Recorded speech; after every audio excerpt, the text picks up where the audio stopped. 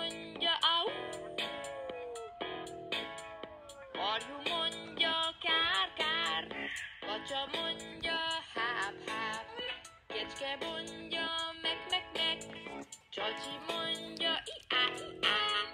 Minden állat beszélget, még ha nem is érted meg, minden állat szereti, ha velük együtt éneklet.